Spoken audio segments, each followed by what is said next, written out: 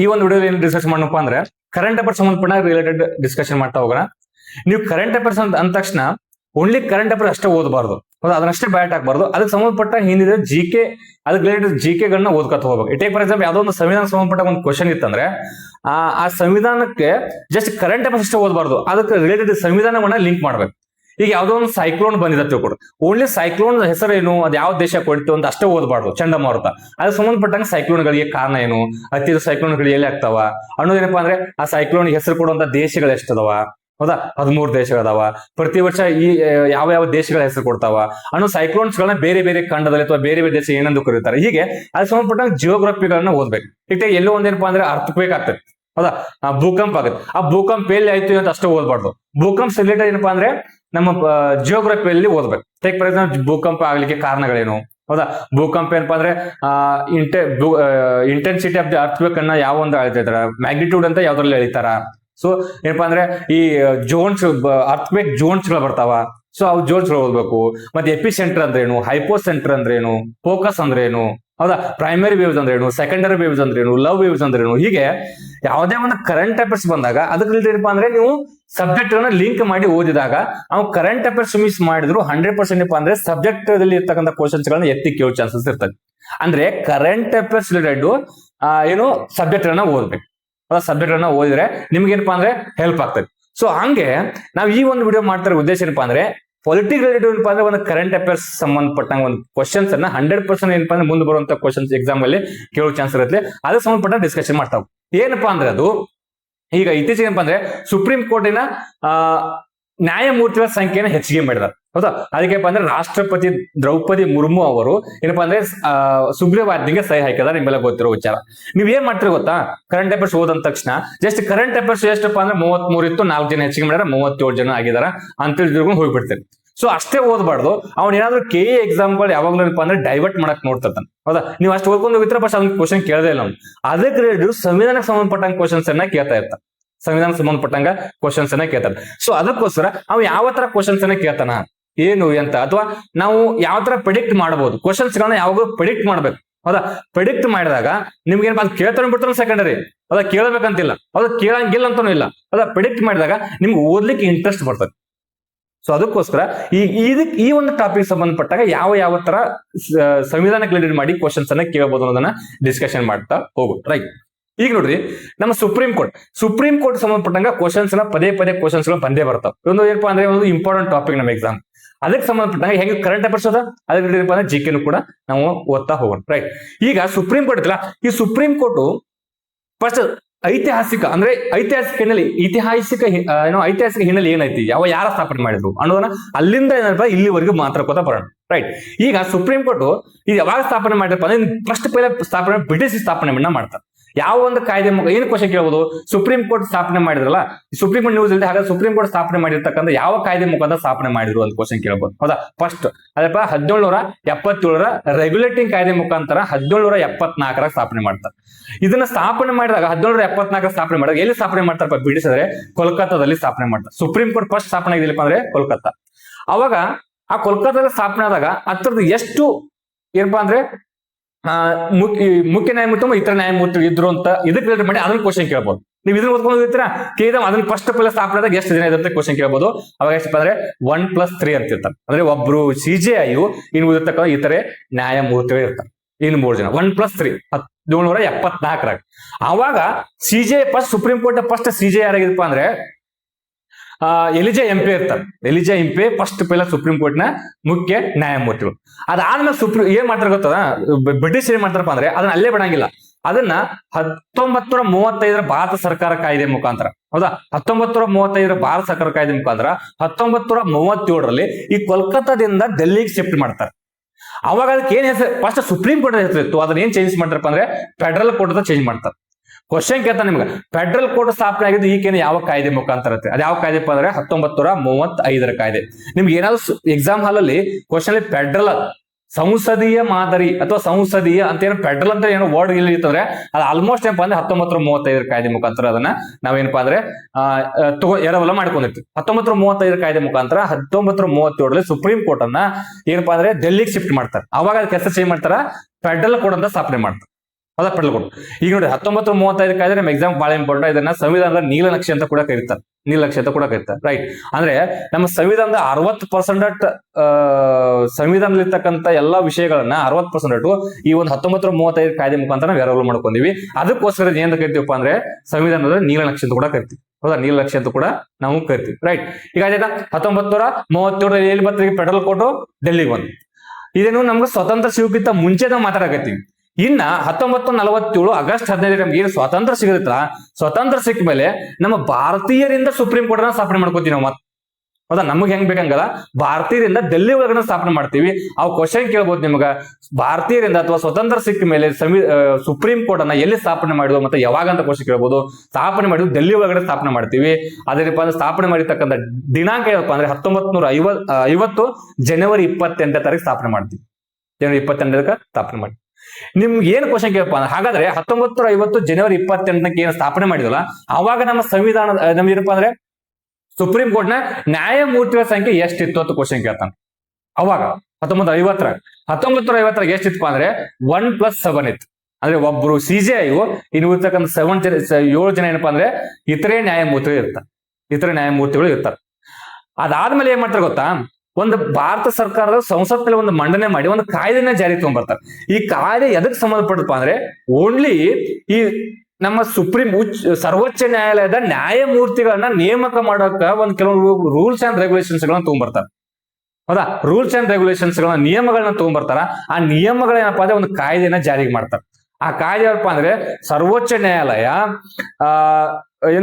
ನ್ಯಾಯಾಧೀಶರ ನೇಮಕಾತಿ ಕಾಯ್ದೆ 1956 ತಗೊಂಡ್ಬರ್ತಾರೆ. ಕ್ವಶನ್ ಕೇಳ್ಬೋದು, supreme court number of judges act 1956 ಜಾರಿಗೆ ತಗೊಂಡ್ಬರ್ತಾರೆ. ಕ್ವಶನ್ ಕೇಳ್ಬೋದು, ಈ ಆಕ್ಟ್ ಯಾವಾಗ ಬಂತು, ನ್ಯಾಯಮೂರ್ತಿಗಳ ಸಂಖ್ಯೆಯನ್ನ ಹೆಚ್ಚಿಗೆ ಮಾಡ್ಲಿಕ್ಕೆ ಕಾಯ್ದೆನ ಯಾವ ವರ್ಷ ಜಾರಿಗೆ ತಂದಿರ್ತ ಕ್ವಶನ್ ಕೇಳ್ಬೋದು. 1956 ತಗೊಂಡ್ಬರ್ತಾರೆ. 1956 ತಗೊಂಬಂದಾಗ 1950 ಎಷ್ಟಿತ್ತು ಸಂಖ್ಯೆ 1+7 ಇತ್ತು. ಇನ್ನು 1956 ಕಾಯ್ದೆ ಜಾರಿಗೆ ತಂದ ಮೇಲೆ ಅಲ್ಲಿ ಮತ್ತೇನಪ್ಪಾ ಅಂದ್ರೆ ಸಂಖ್ಯೆ ಹೆಚ್ಚು ಮಾಡ್ತಾರೆ ನ್ಯಾಯಮೂರ್ತಿಗಳು. ಅವಾಗ ಎಷ್ಟು ಮಾಡ್ತಾರಪ್ಪ ಅಂದ್ರೆ 1+10 ಮಾಡ್ತಾರೆ. ಎಷ್ಟು ಮಾಡ್ತಾರು? 1+10. 1950 ಎಷ್ಟಿತ್ತು? 1+7 ಇತ್ತು. 1956 ಏನಪ್ಪಾ ಅಂದ್ರೆ 1+10 ಆಯ್ತು. 1+10. ಹಿಂಗ ಇಲ್ಲಿವರೆಗೆ ಪ್ರಸ್ತುತ ಇರ್ತಾರಪ್ಪ ಅಂದ್ರೆ 1+37 ಅದಾರ. 1+33 ಇದ್ರು 4 ಜನ ಹೆಚ್ಚಿಗೆ ಮಾಡ್ಯಾರ. 1+37 ಅದಾರ. ಹಾಗಾದ್ರೆ 1+10 ಇದ್ದು 1+37 ಆಗ್ಬೇಕಂದ್ರೆ ಪ್ರತಿ ವರ್ಷ ಏನಪ್ಪಾ ಅಂದ್ರೆ ಈ ಕಾಯ್ದೆಗೆ ತಿದ್ದುಪಡಿ ಮಾಡಿ ತಿದ್ದುಪಡಿ ಮಾಡಿದಾಗ ಏನಪ್ಪ ಸಂಖ್ಯೆಗಳನ್ನ ಹೆಚ್ಚು ಮಾಡ್ಕೋತ ಬಂದ. ಹೌದಾ, ಹೆಚ್ಚು ಮಾಡೋ ಉದ್ದೇಶ ಇಷ್ಟೇ. ಯಾಕೆ ಹೆಚ್ಚು ಮಾಡ್ಬೇಕಪ್ಪ ಅಂದ್ರೆ ನಮ್ಮ ಜನಸಂಖ್ಯೆ ಹೆಚ್ಚಾದಂಗ ಏನಪ್ಪಾ ಅಂದ್ರೆ ಕೇಸ್ಗಳು, ಹೌದಾ, ಪೆಟಿಷನ್ಸ್ಗಳು ಹೆಚ್ಚಿಗೆ ಏನಪ್ಪಾ ಅಂದ್ರೆ ಸುಪ್ರೀಂ ಕೋರ್ಟ್ ಹೋದಾಗ ಅಲ್ಲಿ ಅವನ್ನ ಇತ್ಯರ್ಥ ಮಾಡಕ್ಕೆ ಏನಪ್ಪಾ ಅಂದ್ರೆ ಜನರ ಸಂಖ್ಯೆ ಕಡಿಮೆ ಬರ್ತದೆ. ಅಂದ್ರೆ ನ್ಯಾಯಮೂರ್ತಿಗಳ ಸಂಖ್ಯೆ ಕಡಿಮೆ ಬರ್ತದೆ. ಹೌದಾ, ಕಡಿಮೆ ಬಿದ್ದಾಗ ಅವುಗಳನ್ನೇನಪ್ಪಾ ಅಂದ್ರೆ ಇತ್ಯರ್ಥ ನ್ಯಾಯವನ್ನ ನೀಡ್ಲಿಕ್ಕೆ ಟೈಮ್ ಜಾಸ್ತಿ ತಗೋದತ್ತೆ. ಸೊ ಆ ಟೈಮ್ ಲಿಮಿಟ್ ಅನ್ನ ಕಡಿಮೆ ಮಾಡೋಗೋಸ್ಕರ ಈ ನ್ಯಾಯಮೂರ್ತಿಗಳ ಸಂಖ್ಯೆನ ಹೆಚ್ಚು ಮಾಡ್ತಾರೆ. ಹೌದಾ, ಈಗ ಪ್ರಸ್ತುತ ಏನಪ್ಪ 1+37 ಅದ. ಹಾಗಾದ್ರೆ 1956 ಎಷ್ಟಪ್ಪ ಅಂದ್ರೆ 1+10 ಇದ್ರು. ಅದಕ್ಕೆ 1956 ಇದ್ದಲ್ಲ, ಅದಕ್ಕೆ ತಿದ್ದುಪಡಿ ಮಾಡ್ತಾರೆ. ಯಾವಪ್ಪ 1960 ತಿದ್ದುಪಡಿ ಮಾಡ್ತಾರೆ. 1960 ತಿದ್ದುಪಡಿ ಮಾಡಿ ಅದಕ್ಕೆ ಎಷ್ಟಪ್ಪ ಅಂದ್ರೆ 1+13 ಮತ್ತೆ 3 ಜನ ಹೆಚ್ಚಿಗೆ ಮಾಡ್ತಾರೆ. 1960 ತಿದ್ದುಪಡಿ ಮಾಡಿ 1+13 ಮಾಡ್ತಾರೆ. ನೆಕ್ಸ್ಟ್ ಅದನ್ನೇನಪ್ಪಾ ಅಂದ್ರೆ 1977 ತಿದ್ದುಪಡಿ ಮಾಡಿ 1+17 ಮಾಡ್ತಾರೆ. 1+17 ಮಾಡ್ತಾರೆ. ಅದ 77 ತಿದ್ದುಪಡಿ ಮಾಡಿ. ನೆಕ್ಸ್ಟ್ 1986 ತಿದ್ದುಪಡಿ ಮಾಡ್ತಾರೆ. ಮತ್ತೆ 77 ಆದ್ಮೇಲೆ 86 ತಿದ್ದುಪಡಿ ಮಾಡ್ತಾರ. ಅವಾಗ 1+25 ಮಾಡ್ತಾರೆ. ಅಂದ್ರೆ 17 ಇದ್ದು 25 ಮಾಡ್ತಾರೆ. ಮತ್ತೆ 25 ಮಾಡ್ತಾರೆ. ಯಾವಾಗ? 1986. ಇನ್ನು ನೆಕ್ಸ್ಟ್ 2008 ತಿದ್ದುಪಡಿ ಮಾಡ್ತಾರೆ. 2008 ತಿದ್ದುಪಡಿ ಮಾಡಿ 1+30 ಅಂದ್ರೆ 25 ಇದ್ದು ಎಷ್ಟು ಮಾಡ್ತಾರೆ? 5 ಮಂದಿ ಜಾಸ್ತಿ ಮಾಡಿ 1+30 ಮಾಡ್ತಾರೆ 2008. ಅದಾದ್ಮೇಲೆ 2009 1+33 ಮಾಡ್ತಾರೆ. ಹೌದಾ, ಅಂದ್ರೆ ಇಲ್ಲಿವರೆಗೂ ಕ್ವಶನ್ ಕೇಳ್ಬೋದು ನಿಮ್ಗೆ. 2009 ಏನ್ ತಿದ್ದುಪಡಿ ಮಾಡ್ತಾರಲ್ಲ, 2019 ಏನ್ ತಿದ್ದುಪಡಿ ಮಾಡ್ತಾರಲ್ಲ, ಆ ತಿದ್ದುಪಡಿ ಮಾಡಿದಾಗ ಅಂದ್ರೆ ಈಗೇನು ಹೆಚ್ಚಿಗೆ ಮಾಡಿ ಇದಕ್ಕಿಂತ ಹಿಂದೆ, ಹೌದಾ, ತಿದ್ದುಪಡಿ ಮಾಡಿದಾಗ ಲಾಸ್ಟ್ ಅಮೆಂಡ್ಮೆಂಟ್ ಅನ್ನಂಗೆ ಅವಾಗ ಎಷ್ಟಿಪ್ಪ ಅಂದ್ರೆ 33+1 ಇತ್ತು. 2019 ಹೆಚ್ಚಿಗೆ ಮಾಡ್ತಾರೆ. ಈಗ 2019 2026 ಎಷ್ಟು ಮಾಡಿರಪ್ಪ ಅಂದ್ರೆ ಮತ್ತೆ 4 ಜನ ಹೆಚ್ಚಿಗೆ ಮಾಡಿಬಿಟ್ಟು 1+37 ಮಾಡಿದಾರೆ. 1+37 ಒಬ್ರು ಮುಖ್ಯ ನ್ಯಾಯಮೂರ್ತಿಗಳು, ಇನ್ನು ಇರ್ತಕ್ಕಂಥ ಇತರೆ ನ್ಯಾಯಮೂರ್ತಿಗಳನ್ನು ತೋಜಾರಿ ಇತರೆ ಎಷ್ಟು 37 ಜನ ಇತರೆ ನ್ಯಾಯಮೂರ್ತಿಗಳನ್ನ ಮಾಡ್ಯಾರ. 30 ಜನ ಇತರೆ ನ್ಯಾಯ. ನಿಮ್ಗೆ ಕ್ವಶನ್ ಕೇಳ್ಬೋದು, ಏನ್ ಗೊತ್ತಾ? ಹಾಗಾದ್ರೆ ಪ್ರಸ್ತುತ ಈಗ ಯಾವ ಅಮೆಂಡ್ಮೆಂಟ್ ಮುಖಾಂತರ ಚೇಂಜ್ ಮಾಡಿದಾರಪ್ಪ ಅಂದ್ರೆ supreme court number of judges act amendment 2026 ಅಡಿ ಎಷ್ಟಪ್ಪ ಅಂದ್ರೆ 1+37 ಮಾಡಿದಾರೆ. ಇದಕ್ಕಿಂತ ಏಟಿತ್ತು 33 ಇತ್ತು, ಹೌದಾ? ಇದಕ್ಕಿಂತ ಏಟಿತ್ತಪ್ಪ ಅಂದ್ರೆ 30 ಇತ್ತು, ಹೌದಾ? ಅದಕ್ಕಿಂತ ಏನಪ್ಪ ಅಂದ್ರೆ 25. ಅಟ್ಲೀಸ್ಟ್ ನಿಮ್ಗೆ ಗೊತ್ತಿಲ್ಲ, ನಾನು ಆಲ್ರೆಡಿ ಹೇಳಿದೆ. ಈ ಆಕ್ಟ್ ಮತ್ತೆ ನೀವು ನೋಟ್ ಮಾಡಿ ಏನ್ ಮಾಡೋದು ಗೊತ್ತಾ? ಹಿಂಗೆ ನೆನಪಿಡಂಗಿಲ್ಲ, ಇವು ನೋಟ್ ಮಾಡಿ ಅವನ್ನ ಬಾಯಟ್ ಹಾಕ. ಯಾವ್ಯಾವ ಕಾಯ್ದೆ ಅಮೆಂಡ್ಮೆಂಟ್ ಅಲ್ಲಿ ತಿದ್ದುಪಡಿ ಮುಖಾಂತರ ಎಷ್ಟೇ ಜನ ಹೆಚ್ಚಿಗೆ ಮಾಡ್ಕೊತ ಬಂದಾರ. ಫಸ್ಟ್ ಹೇಳಿದ್ರಿ 1+37 ಅದ, 1+37, ಹೌದಾ? ಇಷ್ಟು ಜನ ಅದಾರ. ಈಗ ಏನ್ ಗೊತ್ತಾ, ಈ ನಮ್ದು ಒಂದೇನಪ್ಪಾ ಅಂದ್ರೆ ಈ ಇಷ್ಟು ಜನ ತಗೊಂಡು ಈಗ ನಮ್ಮ ಸಂವಿಧಾನದಲ್ಲಿ ಏನಪ್ಪಾ ಅಂದ್ರೆ ನಮ್ಮ ಪಾರ್ಲಿಮೆಂಟರಿ ಸಿಸ್ಟಮ್ ನಮ್ದು, ಹೌದಾ? ನಮ್ದು ಏನಪ್ಪಾ ಅಂದ್ರೆ ಸಂಸತ್ತು ಪಾರ್ಲಿಮೆಂಟರಿ ಸಿಸ್ಟಮ್, ಸಂಸದೀಯ ಮಾದರಿ ಸರ್ಕಾರ ನಮ್ದು. ಈ ಸಂಸದೀಯ ಮಾದರಿ ಸರ್ಕಾರ ಅನ್ಲಿಕ್ಕೆ ಒಂದು ಕಾರಣ ಏನಪ್ಪಾ ಅಂದ್ರೆ ಕೆಲವೊಂದು ಕಾರಣಗಳು ಬರ್ತಾವ. ಸಪರೇಷನ್ ಆಫ್ ದಿ ಪವರು, ಹೌದಾ? ಇಂಡಿಪೆಂಡೆಂಟ್ ಜುಡಿಷರಿ, ಹೌದಾ? ಈಗ ಬರ್ತಾವ. ಮತ್ತೇನಪ್ಪಾ ಅಂದ್ರೆ separation of power, independent judiciary, ಹಿಂಗೆ ಕೆಲವೊಂದು ಬರ್ತಾವ. ಅದರಲ್ಲಿ ಈ ಇಂಡಿಪೆಂಡೆಂಟ್ ಜುಡಿಷರಿ ಅಂದ್ರೆ ಯಾವ ದೇಶದಿಂದ ತಗೊಂಡ್ಬಂದಿವಿ, ವೇರಬಲ್ ಮಾಡ್ಕೊಂಡಿ ಇವತ್ತು ಕ್ವಶನ್ ಕೇಳಬಹುದು. ಅದಪ್ಪ ನಿಮ್ಗೆ ಗೊತ್ತಿರೋ ವಿಚಾರ. ಯಾವುದು? ಅಮೆರಿಕ ದೇಶದಿಂದ ನಾವು ತಗೊಂಡ್ಬಂದಿವಿ, ಅಮೆರಿಕ ದೇಶದಿಂದ ನಾವು ತಗೊಂಡ್ಬಂದಿವಿ, ಹೌದಾ? ಈ ಸುಪ್ರೀಂ ಕೋರ್ಟ್ ಏನಪ್ಪಾ ಅಂದ್ರೆ ಮೂಲಭೂತ ಹಕ್ಕುಗಳನ್ನು ಕಾಯುವ ರಕ್ಷಕ ಅಂತ ಕೂಡ ಕರೀತಾರ, ಹೌದಾ? ರಕ್ಷಕ ಅಂತ ಕೂಡ ಅಂತ ಇದನ್ನ ಕರೀತಾರ. ಮತ್ತೇನಪ್ಪಾ ಅಂದ್ರೆ ಇದನ್ನೇನಪ್ಪಾ ಅಂದ್ರೆ ಏನ್ ಕೇಳ್ತಾರ ಅಂದ್ರೆ ಈ ರಿಟ್ಸ್, ಹೌದಾ? ರಿಟ್ಸ್ ಗಳನ್ನ ಹೊಡಿಸುವಂತದ್ದು ಏನಪ್ಪಾ ಅಂದ್ರೆ ಸುಪ್ರೀಂ ಕೋರ್ಟ್ ಮತ್ತು ಹೈಕೋರ್ಟ್. ರಿಟ್ಸ್ ಗಳ ಮುಖಾಂತರ ಏನು ಮೂಲಭೂತ ಹಕ್ಕುಗಳನ್ನ ರಕ್ಷಣೆ ಮಾಡುತ್ತೆ ಇದು ಅಂತಾನು ನಿಮ್ಮ ಕ್ವಶನ್ ಕೇಳ್ಬೋದು. ಇಲ್ಲಿ ಏನ್ ಗೊತ್ತಾ, ಇಲ್ಲಿ ಸಲಹಾ ವ್ಯಾಪ್ತಿ, ಹೌದಾ?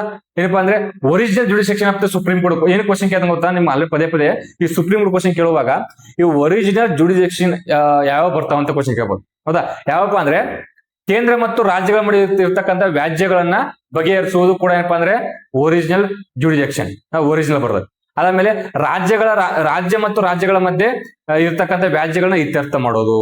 ಅದಪ್ಪ ಅಂದ್ರೆ ಮತ್ತೆ ಒಂದೇನಪ್ಪ ಅಂದ್ರೆ ಒಂದು ಗುಂಪು ರಾಜ್ಯಗಳು ಮತ್ತೆ ಇನ್ನು ಉಳಿರ್ತಕ್ಕಂಥ ಒಂದು ರಾಜ್ಯಗಳ ಮಧ್ಯೆ ಇರ್ತಕ್ಕಂಥ ವ್ಯಾಜ್ಯಗಳನ್ನ ಬಗೆಹರಿಸೋದು, ಹೌದಾ? ಅದಾದ್ಮೇಲೆ ಮತ್ತೆ ಈ ಕೇಂದ್ರ ಸರ್ಕಾರ ಮತ್ತು ಏನು ಈ ಯೂನಿಯನ್ ಟೆರಿಟರಿ ಕೇಂದ್ರಾಡಳಿತ ಪ್ರದೇಶಗಳ ಮಧ್ಯೆ ಬಗೆಹರಿಸೋದು ಬರಂಗಿಲ್ರಿ, ಹೌದಾ? ಅದು ಬರಂಗಿಲ್ಲ, ಅದನ್ನ ಹೇಳ್ಬಾರ್ದು. ನೆಕ್ಸ್ಟ್ ಸಂವಿಧಾನವನ್ನ ಅರ್ಥೈಸುವುದು ಕೂಡ ಎದ್ರ ಬರುತ್ತಪ್ಪ ಅಂದ್ರೆ ಈ ಒರಿಜಿನಲ್ ಜುಡಿಸೆಕ್ಷನ್ ಒಳಗಡೆ ಬರ್ತದೆ, ಹೌದಾ? ಹಿಂಗ್ ಕ್ವಶನ್ ಅನ್ನ ಕೇಳ್ತಾನ. ಇದೇನಪ್ಪ ಅಂದ್ರೆ ನೀವು ನೆನಪಿಟ್ಟು. ಈಗ ಈ ಸುಪ್ರೀಂ ಏನ್ ಕೇಳ್ಬೋದು ಕ್ವಶನ್ ನೆಕ್ಸ್ಟ್ ಏನಪ್ಪಾ ಅಂದ್ರೆ ಈ ಸುಪ್ರೀಂ ಕೋರ್ಟ್ ಅನ್ನೋದು ಯಾವ ಒಂದು ಭಾಗದಲ್ಲಿ ಬರುತ್ತದೆ ಅಂತ ಕ್ವಶನ್ ಕೇಳ್ಬೋದು. ಯಾವ ಭಾಗಪ್ಪ ಅಂದ್ರೆ ನಿಮ್ಗೆ ಗೊತ್ತಿರೋ ವಿಚಾರ, ಸಂವಿಧಾನದ 5ನೇ ಭಾಗದಲ್ಲಿ ಬರುತ್ತೆ, 5ನೇ ಭಾಗದಲ್ಲಿ ಬರುತ್ತೆ, ಹೌದಾ? ಎಷ್ಟನೇ ಆರ್ಟಿಕಲ್ ಇಂದ ಎಷ್ಟನೇ ಆರ್ಟಿಕಲ್ ವರೆಗೂ ಬರುತ್ತದೆ ಅಂತ ಕ್ವಶನ್ ಕೇಳಬಹುದು, ಹೌದಾ? 124ರಿಂದ 147ನೇ ಆರ್ಟಿಕಲ್ ಮತ್ತ ಬರುತ್ತೆ. 127ರಿಂದ 147 ಆರ್ಟಿಕಲ್ ವರೆಗೂ ಈ ಸಂವಿಧಾನವನ್ನ ಮೆನ್ಷನ್ ಮಾಡಿದ. ಸಾರಿ, ಯಾವುದು ಈ ಸುಪ್ರೀಂ ಕೋರ್ಟ್ ಅನ್ನ ಮೆನ್ಷನ್ ಅನ್ನ ಮಾಡ್ಯಾರ, ಹೌದಾ? ಈಗ ಈ ನೆಕ್ಸ್ಟ್ ಏನಪ್ಪಾ ಅಂದ್ರೆ ಈ ಏನ್ ಜಡ್ಜಸ್ ಅದಾರಲ್ಲ, ಹೌದಾ? ನ್ಯಾಯಮೂರ್ತಿಗಳು ಅದಾರ. ಈ ನ್ಯಾಯಮೂರ್ತಿ ಸಂಬಂಧಪಟ್ಟಂಗ ಕೆಲವೊಂದು ಟೈಪ್ಸ್ ಆಫ್ ಜಡ್ಜಸ್ ಬರ್ತಾರ. ಒಂದೇನಪ್ಪ ಅಂದ್ರೆ ಪರ್ಮನೆಂಟ್ ಜಡ್ಜಸ್ ಅಂತ ಬರ್ತಾರ, ಹೌದಾ? ಆಕ್ಟಿಂಗ್ ಜಡ್ಜಸ್ ಅಂತ ಬರ್ತಾರ, ಅಡ್ ಹಾಕ್ ಜಡ್ಜಸ್ ಅಂತ ಬರ್ತಾರ, ಹೌದಾ? ಅದಾದ್ಮೇಲೆ ಅಂದ್ರೆ ರಿಟೈರ್ಡ್ ಜಡ್ಜಸ್ ಅಂತ ಬರ್ತಾರ, ರಿಟೈರ್ಡ್ ಜಡ್ಜಸ್, ಹೌದಾ? ಈ ಕ್ವಶನ್ ಕೇಳ್ತಾನ, ಈಗ ಅಡ್ ಹಾಕ್ ಜಡ್ಜಸ್ ಯಾವಾಗ ನೇಮಕ ಮಾಡ್ತಾರ, ರಿಟೈರ್ಡ್ ಜಡ್ಜಸ್ ಯಾವಾಗ ನೇಮಕ ಮಾಡ್ತಾರ, ಹೌದಾ? ಅದಾದ್ಮೇಲೆ ಆಕ್ಟಿಂಗ್ ಜಡ್ಜಸ್ ಯಾವಾಗ ನೇಮಕ ಮಾಡ್ತಾರ, ಅವ್ರ ನೇಮಕ ಮಾಡೋರು ಯಾರು ಅಂತ ಈ ತರ ಕ್ವಶನ್ಸ್ ಅನ್ನ ಕೇಳೋ ಚಾನ್ಸ್ ಇರುತ್ತೆ. ಸೊ ಅದಕ್ಕೋಸ್ಕರ ನೀವೇನಪ್ಪಾ ಅಂದ್ರೆ ಇವನ್ನೆಲ್ಲ ಓದ್ಕೊಂಡು ಹೋಗ್ಬೇಕು. ಸುಮ್ನೆ ಏನಪ್ಪಾ ಅಂದ್ರೆ ಅದ್ 33 ಇತ್ತು 27 ಇತ್ತು ಮುಗಿತ ದಟ್ಟ ಓದ್ಕೊಂಡು ಹೋಗ್ಬಾರ್ದು, ಹೌದಾ? ಇದನ್ನ ಕ್ವಶನ್ಸ್ ಅನ್ನ ಕೇಳ್ತಾನೆ. ಈಗ ಟೇಕ್ ಫಾರ್ ಎಕ್ಸಾಂಪಲ್ ಏನಪ್ಪಾ ಅಂದ್ರೆ ಈ ಪರ್ಮನೆಂಟ್ ಜಡ್ಜಸ್ ಅಂತ ಬರ್ತಾರೆ. ಪರ್ಮನೆಂಟ್ ಅಥವಾ ಶಾಶ್ವತ. ಈಗ ನಾವು ಹೆಚ್ಚಿಗೆ ಮಾಡಿರಲ್ಲ, ಇವ್ರು ಏನಪ್ಪಾ ಅಂದ್ರೆ ಈಗೇನು 37 ಜನ ಪರ್ಮನೆಂಟ್ ಜಡ್ಜಸ್, ಪರ್ಮನೆಂಟ್ ಜಡ್ಜಸ್. ಈಗ ನಮ್ಮ ಸಂವಿಧಾನದ ಎಷ್ಟನೇ ಆರ್ಟಿಕಲ್ ವರೆಗೆ ಬರುತ್ತಪ್ಪ ಅಂದ್ರೆ 124 ಸಬ್ ಕ್ಲಾಸ್ 1ರಲ್ಲಿ ಬರುತ್ತೆ. ಸಬ್ ಕ್ಲಾಸ್ 1ರಲ್ಲಿ ಕ್ವಶನ್ ಕೇಳಬಹುದು. ಈ ಪರ್ಮನೆಂಟ್ ಜಡ್ಜಸ್ ಅನ್ನು ನೇಮಕ ಮಾಡಿದಾರಲ್ಲ ಎಷ್ಟನೇ ಆರ್ಟಿಕಲ್ ಮುಖಾಂತರ ಮಾಡಿದಾರ ಅಂತ ಕ್ವಶನ್ ಕೇಳಬಹುದು. 124 ಸಬ್ ಕ್ಲಾಸ್ 1ರಲ್ಲಿ ನೇಮಕವನ್ನ ಮಾಡ್ಯಾರ. ಅದು ಕೂಡ ನಿಮ್ಗೆ ಗೊತ್ತಿರಬೇಕು. ಇನ್ನ ಈ ಸುಪ್ರೀಂ ಕೋರ್ಟಿನ ಸಂಖ್ಯೆಯನ್ನು ಹೆಚ್ಚಿಗೆ ಮಾಡೋದು, ಸುಪ್ರೀಂ ಕೋರ್ಟಿನ ಜಡ್ಜಸ್ ಗಳ ಸಂಖ್ಯೆಯನ್ನು ಹೆಚ್ಚಿಗೆ ಮಾಡೋದು ಯಾರ ಯಾರಿಗೆ ಬರೋದು, ಯಾರು ಹೆಚ್ಚಿಗೆ ಮಾಡ್ತಾರೆ ಕ್ವಶನ್. ಫಸ್ಟ್ ಆಪ್ಷನ್ ಯಾರು, ರಾಷ್ಟ್ರಪತಿಗಳು. ಎರಡನೇದಪ್ಪ ಅಂದ್ರೆ ಸಂಸತ್ತು, ಲೋಕಸಭೆ ಅಥವಾ ಕಾರ್ಯಾಂಗ, ಹಿಂಗ ಈ ತರ ಕೊಡೋ ಚಾನ್ಸ್ ಇದೆ. ಇದನ್ನ ಹೆಚ್ಚಿಗೆ ಮಾಡುವಂತ ಅಧಿಕಾರ ಯಾರಿಗಪ್ಪ ಅಂದ್ರೆ ಸಂಸತ್ತಿಗೆ ಐತ್ರಿ. ಹೆಚ್ಚಿಗೆ ಮಾಡೋದು ಯಾರಿಗೈತಿ, ಸಂಸತ್. ಬಟ್ ಚೀಫ್ ಜಡ್ಜಸ್ ಅಥವಾ ಇತರೆ ಅದರ್ ಜಡ್ಜಸ್ ಗಳನ್ನ ನೇಮಕ ಮಾಡುವಂತ ಅಧಿಕಾರ ಯಾರಿಗೈತಪ್ಪ ಅಂದ್ರೆ ಕೊಲಿಜಿಯಂ ಸಿಸ್ಟಮ್ನ ರೆಕಮೆಂಡೇಶನ್ ಮೇಲೆ ರಾಷ್ಟ್ರಪತಿಗಳು ನೇಮಕ ಮಾಡ್ತಾರೆ. ರಾಷ್ಟ್ರಪತಿಗಳು ನೇಮಕವನ್ನ ಮಾಡ್ತಾರೆ. ಯಾರಪ್ಪ ಅಂದ್ರೆ ಈ ಅವನ್ನ ನೇಮಕ ಮಾಡೋರು. ಬಟ್ ಯಾರು ರೆಕಮೆಂಡ್ ಮಾಡ್ಬೇಕು, ಕೊಲಿಜಿಯಂ ಸಿಸ್ಟಮ್ ಅನ್ನ ನೇಮಕ ಮಾಡ್ಬೇಕು. ಈ ಕೊಲಿಜಿಯಂ ಸಿಸ್ಟಮ್ ಅನ್ನ ರೆಕಮೆಂಡ್ ಮಾಡ್ಬೇಕು. ಈ ಕೊಲಿಜಿಯಂ ಸಿಸ್ಟಮ್ ಸಂಬಂಧಪಟ್ಟಂಗ ಮೊನ್ನೆ ಕೆ ನಡೆದಿರ್ತಕ್ಕಂಥ ಗ್ರೂಪ್ ಎ ಮತ್ತು ಗ್ರೂಪ್ ಬಿ ಅಲ್ಲಿ ಕ್ವಶನ್ ಕೇಳಿದ. ಈ ಕೊಲಿಜಿಯಂ ಸಿಸ್ಟಮ್ ಈ ಯಾವ ಕೆಲಸವನ್ನು ಮಾಡುತ್ತದೆ, ಅದು ಏನು, ನ್ಯಾಯಮೂರ್ತಿಗಳ ನೇಮಕಾತಿ. ಹೌದಾ. ಈಗ ನೋಡ್ರಿ, ಹೈಕೋರ್ಟಿನ ಕೊಲಿಜಿಯಂ ಸಿಸ್ಟಮ್ ಮತ್ತೆ ಬೇರೆ ಇರ್ತದ, ಮತ್ತೆ ಸುಪ್ರೀಂ ಕೋರ್ಟ್ ನ ಕೊಲಿಜಿಯಂ ಸಿಸ್ಟಮ್ ಬೇರೆ ಇರುತ್ತೆ. ಸುಪ್ರೀಂ ಕೋರ್ಟ್ ನ ಕೊಲಿಜಿಯಂ ಸಿಸ್ಟಮ್ ಅಲ್ಲಿ ಏನಾಯ್ತಪ್ಪ ಅಂದ್ರೆ 1+4 ಇರ್ತಾರೆ. 1+4. ಹೌದಾ. ಒಬ್ರು ಮುಖ್ಯ ನ್ಯಾಯಮೂರ್ತಿಗಳು, ಈ 4 ಜನ ಏನಪ್ಪಾ ಅಂದ್ರೆ ಇತರೆ ನ್ಯಾಯಾಧೀಶರು, ಸೀನಿಯರ್ ಮೋಸ್ಟ್ ಜಡ್ಜಸ್ ಇರ್ತಾರೆ. ಇಲ್ಲಿ ಸುಪ್ರೀಂ ಕೋರ್ಟ್ ಅಲ್ಲಿ. ಇನ್ನು ಹೈಕೋರ್ಟ್ ಅಲ್ಲಿ 1+2 ಇರ್ತಾರೆ. 1+2 ಅಲ್ಲಿ ಕೂಡ 1 ಏನಪ್ಪಾ ಅಂದ್ರೆ ಸಿಜೆ ಇರ್ತಾರೋ, ಇನ್ನಿಬ್ಬರು ಜನ ಸೀನಿಯರ್ ಮೋಸ್ಟ್ ಜಡ್ಜಸ್ ಇರ್ತಾರೆ. 1+2 ಇಲ್ಲಿ ಹೈಕೋರ್ಟ್ ಅಲ್ಲಿ ಇರ್ತಾರೆ. ರೈಟ್. ಇನ್ನೇನು ಕ್ವಶನ್ ಕೇಳ್ಬೋದು, ಈ ಕೊಲಿಜಿಯಂ ಸಿಸ್ಟಮ್ ಅನ್ನ ಯಾವಾಗ ಬಂತ ಕ್ವಶನ್ ಕೇಳ್ಬೋದು. ಹೌದಾ. ನಿಮ್ ಕ್ವಶನ್ ಕೇಳ್ತಾನ ಏನಪ್ಪಾ ಅಂದ್ರೆ ಈ first judge case, second judge case, third judge case, fourth judge case ಅಂತ ಬರುತ್ತೆ. ಹೌದಾ. ಫಸ್ಟ್ ಜಡ್ಜ್ ಕೇಸ್ 1973 ಏನೋ ಬರ್ತೈತಿ. ಹೌದಾ. Second judge case 1993. ಕ್ವಶನ್ ಈ ಕೊಲಿಜಿಯಂ ಸಿಸ್ಟಮ್ ಅನ್ನ ಯಾವಾಗ ಬಂದ ಕ್ವಶನ್ ಕೇಳ್ಬೋದು. ಕೊಲಿಜಿಯಂ ಸಿಸ್ಟಮ್ ಅಂದ್ರೆ 1993 ಸೆಕೆಂಡ್ ಜಡ್ಜ್ ಕೇಸ್ ಅಲ್ಲಿ ಇದನ್ನ ಜಾರಿಗೆ ತಗೊಂಡ್ಬರ್ತಾರೆ. ಸೆಕೆಂಡ್ ಜಡ್ಜ್ ಕೇಸ್ ಅಲ್ಲಿ ಇದನ್ನ ಜಾರಿಗೆ ತಗೊಂಡ್ಬರ್ತಾರ. ಇವರು ಯಾರು ರೆಕಮೆಂಡ್ ಮಾಡಿ ಹೋಗಿರ್ತಾರಲ್ಲ ಅವ್ರನ್ನ ಏನಪ್ಪಾ ಅಂದ್ರೆ ಸುಪ್ರೀಂ ರಾಷ್ಟ್ರಪತಿಗಳು ನೇಮಕವನ್ನ ಮಾಡ್ತಾರೆ. ಹೌದಾ. ಈಗ ಅದಾದ್ಮೇಲೆ ನೆಕ್ಸ್ಟ್ ಏನಪ್ಪ ಅಂದ್ರೆ ಈಗ ಏನು ಟೈಪ್ಸ್ ಆಫ್ ಜಡ್ಜಸ್ ಅದಲ್ಲ, ಇವುಗಳನ್ನ ನಾವು ಡಿಸ್ಕಸ್ ಮಾಡ್ತಾ ಹೋಗೋಣ. Types of judges. ಹೌದಾ. ಏನ್ ಟೈಪ್ಸ್ ಆಫ್ ಜಡ್ಜಸ್ ಅಂದ್ರೆ, ಒಂದೇದು ಪರ್ಮನೆಂಟ್ ಜಡ್ಜಸ್ ಇದ್ರ.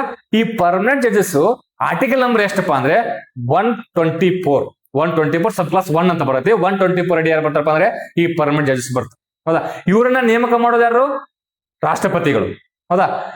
ಇವ್ರ ಸಂಖ್ಯೆಯನ್ನು ಹೆಚ್ಚಿಗೆ ಮಾಡೋದು ಸಂಸತ್ತು. ಹೌದಾ. ನೆಕ್ಸ್ಟ್ ಅದಾದ್ಮೇಲೆ ಈಗ ರಿಟೈರ್ಡ್ ಜಡ್ಜಸ್ ಅಂತ ಬರ್ತಾರೆ. ರಿಟೈರ್ಡ್ ಅಲ್ಲ, ಆಕ್ಟಿಂಗ್ ಜಡ್ಜಸ್ ಅಂದ್ರು ಫಸ್ಟ್. ಅದಾದ್ಮೇಲೆ ಇದು ಆಕ್ಟಿಂಗ್ ಜಡ್ಜಸ್. ಆಕ್ಟಿಂಗ್ ಅಂದ್ರೆ ಹಂಗಾಮಿ ನ್ಯಾಯಮೂರ್ತಿಗಳು. ಕ್ವಶನ್ ಕೇಳ್ತಾನ, ಈ ಹಂಗಾಮಿ ನ್ಯಾಯಮೂರ್ತಿಗಳು ನಮ್ಮ ಸಂವಿಧಾನ ಎಷ್ಟನೇ ಒಂದೇನಪ್ಪಾ ಅಂದ್ರೆ ವಿಧಿಯಲ್ಲಿ ಬರ್ತಾರ ಅಂತ ಕ್ವಶನ್ ಕೇಳ್ತಾರೆ. ಸಂವಿಧಾನದ ಎಷ್ಟನೇ ವಿಧಿಯಲ್ಲಿ ಬರ್ತಾರಪ್ಪ ಅಂದ್ರೆ ಇವರು 126ನೇ ವಿಧಿಯಲ್ಲಿ ಬರ್ತಾರೆ. 126ನಲ್ಲಿ ಈ ಹಂಗಾಮಿ ನ್ಯಾಯಮೂರ್ತಿಗಳು ಬರ್ತಾರೆ. ಇವ್ರನ್ನ ನೇಮಕ ಮಾಡೋರಪ್ಪ ಅಂದ್ರೆ ರಾಷ್ಟ್ರಪತಿಗಳು ನೇಮಕ ಮಾಡ್ತಾರೆ. ಕ್ವಶನ್ ಕೇಳ್ತಾನ, ಯಾರು ನೇಮಕ ಮಾಡ್ತಾರೆ ನೆನಪಿಟ್ಕೋಗ್ನಿ. ಹೌದಾ. ಯಾರು ನೇಮಕ ಮಾಡ್ತಾರೆ, ರಾಷ್ಟ್ರಪತಿ. ಇದನ್ನ ಮಾಡುವಂತ ಸಂದರ್ಭ ಯಾವಾಗ, ಈ ಹಂಗಾಮಿ ನ್ಯಾಯಮೂರ್ತಿಗಳು ನೇಮಕ ಮಾಡೋದಪ್ಪ ಅಂದ್ರೆ ಯಾವಾಗ ಚೀಫ್ ಜಸ್ಟಿಸ್ ಆಫ್ ಇಂಡಿಯಾ ಅವರ ಕುರ್ಚಿ ಖಾಲಿ ಆದಾಗ. ಹೌದಾ. ಅವರ ಮರಣ ಹೊಂದಿದಾಗ ಆಗಿರ್ಬೋದು. ಹೌದಾ. ಅವ್ರೇನಪ್ಪ ಅಂದ್ರೆ ವಿದೇಶಿ ಪ್ರವಾಸದಲ್ಲಿದ್ದಾಗ ಆಗಿರ್ಬೋದು. ಯಾವುದೇ ಸಂದರ್ಭದಲ್ಲಿ ಆ ಒಂದು ಸ್ಥಾನ ಖಾಲಿ ಆದಾಗ ಈ ಹಂಗಾಮಿ ನ್ಯಾಯಮೂರ್ತಿಗಳನ್ನ ನೇಮಕ ಮಾಡ್ತಾರ. ಅದು ಎಷ್ಟನೇ ಆರ್ಟಿಕಲ್ ಅಂತ ಕ್ವಶನ್ ಕೇಳ್ತಾನೆ ಎಕ್ಸಾಮ್ 126ನೇ ಆರ್ಟಿಕಲ್. ರೈಟ್. ಈ ನೆಕ್ಸ್ಟ್ ಇವ್ರು ನೇಮಕ ಮಾಡೋರು ಯಾರೇ, ರಾಷ್ಟ್ರಪತಿಗಳು ನೇಮಕ ಮಾಡ್ತಾರೆ. ಯಾವಾಗ ನೇಮಕ ಮಾಡ್ತಾರ, ಆ ಒಂದು ಆಲ್ರೆಡಿ ಇರ್ತಕ್ಕಂಥ ಮುಖ್ಯ ನ್ಯಾಯಮೂರ್ತಿಗಳ ಸ್ಥಾನ ಖಾಲಿ ಆದಾಗ ಇವರನ್ನ ನೇಮಕ ಮಾಡಿ ಹಂಗಾಮಿ ಅವ ತಾತ್ಕಾಲಿಕವಾಗಿ ನೇಮಕವನ್ನ ಮಾಡ್ತಾರೆ. ಇದಾದ್ಮೇಲೆ ನೆಕ್ಸ್ಟ್ ಮೋಸ್ಟ್ ಇಂಪಾರ್ಟೆಂಟ್ ಏನ್ ಗೊತ್ತಾ, ಈ ಅಡ್ಹಾಕ್ ಜಡ್ಜಸ್ ಅಂತ ಬರ್ತಾರ. ಅಡ್ಹಾಕ್ ಜಡ್ಜಸ್ ಅಂತ ಬರ್ತಾರ. ಇವ್ರು ಕ್ವಶನ್ ಕೇಳ್ತಾರೆ, ಎಷ್ಟನೇ ಆರ್ಟಿಕಲ್ ಮುಖಾಂತರ ಇವ್ರು ನೇಮಕ ಮಾಡ್ತಾರೆ. ಅಡ್ಹಾಕ್ ಜಡ್ಜಸ್ ಗಳನ್ನ ಎಷ್ಟನೇ ಆರ್ಟಿಕಲ್ ಮುಖಾಂತರ ನೇಮಕ ಮಾಡುತ್ತಾರೆ ಅಂತ ಆಲ್ರೆಡಿ ಪ್ರೀವಿಯಸ್ ಇಯರ್ ಕ್ವಶನ್ ಅನ್ನ ಕೇಳಿದಾನ. ನೀವು ಏನಪ್ಪಾ ಅಂದ್ರೆ ಅಡ್ಹಾಕ್ ಜಡ್ಜಸ್ ಎಷ್ಟನೇ ಆರ್ಟಿಕಲ್ ರೀ, 127 ಎಷ್ಟು 127ನೇ ಆರ್ಟಿಕಲ್ ಮುಖಾಂತರ ಈ ಅಡ್ಹಾಕ್ ಜಡ್ಜಸ್ ಗಳನ್ನ ನೇಮಕ ಮಾಡ್ತಾರೆ. ಯಾವ್ದ್ರಿ, ಅಡ್ಹಾಕ್ ಜಡ್ಜಸ್ ಅಂತ ನೋಡ್ಕೊಂಡು. ಹೌದಾ. ಎಷ್ಟೇನಪ್ಪ ಅಂದ್ರೆ ಅಡ್ಹಾಕ್ ಜಡ್ಜಸ್ ಗಳನ್ನ ನೇಮಕ ಮಾಡೋದು 127ನೇ ಆರ್ಟಿಕಲ್. ಏನ್ ಅಡ್ಹಾಕ್ ಜಡ್ಜಸ್ ಗಳಂದ್ರೆ ಕ್ವಶನ್ ಕೇಳ್ತಾನೆ, ಈ ಅಡ್ಹಾಕ್ ಜಡ್ಜಸ್ ಗಳನ್ನ ಯಾವ ಸಂದರ್ಭದಲ್ಲಿ ನೇಮಕ ಮಾಡಿಕೊಳ್ಳಲಾಗುತ್ತದೆ ಅಂತ ಕ್ವಶನ್ ಕೇಳ್ತಾನೆ. ಈ ಅಡ್ಹಾಕ್ ಜಡ್ಜಸ್ ಗಳನ್ನ ನೇಮಕ ಮಾಡುವಂತ ಉದ್ದೇಶ ಏನು ಗೊತ್ತಾ, ಈಗ ಸುಪ್ರೀಂ ಕೋರ್ಟ್ ಅಲ್ಲಿ ಯಾವ್ದೊಂದಪ್ಪ ಅಂದ್ರೆ ಕೋರ್ಟ್ ಸೆಷನ್ ನಡೀತದೆ. ಕೋರ್ಟ್ ಸೆಷನ್ ನಡಿಬೇಕಂದ್ರೆ ಇಷ್ಟೇ ಆದಂತ ಕೋರಂ ಇರ್ಬೇಕು. ಹೌದಾ. ಕೋರಂ ಇದ್ರೆ ಮಾತ್ರ ಕೋರ್ಟ್, ಈಗ ನೋಡಿ ಸಂಸತ್ತಲ್ಲಿ ಆಗಿರ್ಬೋದು ಏನಪ್ಪಾ ಅಂದ್ರೆ ಲೋಕಸಭೆಯಲ್ಲಿ, ರಾಜ್ಯಸಭೆಯಲ್ಲಿ ಆಗಿರ್ಬೋದು, ವಿಧಾನ ಪರಿಷತ್ಗಳಲ್ಲಿ ಅಲ್ಲಿ ಕೋರಂ ಇರ್ಬೇಕು. ಆ ಕೋರ್ 1/10% ಇರ್ಬೇಕಂತ ನೀವೆಲ್ಲ ಓದಿರ್ತೀರಿ. ಆತರ ಇಲ್ಲಿ ಕೂಡ ಕೋರ್ಟ್ ಸೆಷನ್ಸ್ ಗಳು ನಡಿಬೇಕಾದ್ರೆ ಇಷ್ಟಂತೂ ಏನಪ್ಪಾ ಅಂದ್ರೆ ನ್ಯಾಯಮೂರ್ತಿಗಳು ಪ್ರೆಸೆಂಟ್ ಇರ್ಬೇಕು. ಅಂದಾಗ ಮಾತ್ರ ಏನಪ್ಪಾ ಅಂದ್ರೆ ಕೋರ್ಟ್ ಸೆಷನ್ ಗಳು ನಡೀತಾವ. ಸೊ ಅವಾಗ ನ್ಯಾಯಮೂರ್ತಿ ಸಂಖ್ಯೆ ಕಡಿಮೆ ಇದ್ದಾಗ ಆ ಕೋರಂ ಅನ್ನ ಫುಲ್ಫಿಲ್ ಮಾಡಕ್, ಆ ಕೋರಂ ಅನ್ನ ಮೇಂಟೈನ್ ಮಾಡಕ ಈ ಅಡ್ಹಾಕ್ ಜಡ್ಜಸ್ ಗಳನ್ನ ನೇಮಕ ಮಾಡ್ತಾರೆ. ಅಡ್ಹಾಕ್ ಜಡ್ಜಸ್ ಗಳು ನೇಮಕ ಮಾಡ್ತಾರ. ಈ ಅಡ್ಹಾಕ್ ಜಡ್ಜಸ್ ಗಳು ಎಷ್ಟನೇ ಆರ್ಟಿಕಲ್ ಮುಖಾಂತರ ನೇಮಕ ಮಾಡ್ತಾರಪ್ಪ ಅಂದ್ರೆ 127ನೇ ಆರ್ಟಿಕಲ್ ಮುಖಾಂತರ ನೇಮಕವನ್ನು ಮಾಡ್ತಾರೆ. ನಿಮ್ಗೆಲ್ಲ ಗೊತ್ತಿರೋ ವಿಚಾರ 127. ಕ್ವಶನ್ ಕೇಳ್ತಾನೆ ಯಾವಾಗ ನೇಮಕ ಮಾಡ್ತಾರೆ, ಕೋರಂ ಅನ್ನು ವರ್ಡ್ ಇಂಪಾರ್ಟೆಂಟ್, 127 ಅನ್ನೋ ಆರ್ಟಿಕಲ್ ಇಂಪಾರ್ಟೆಂಟ್.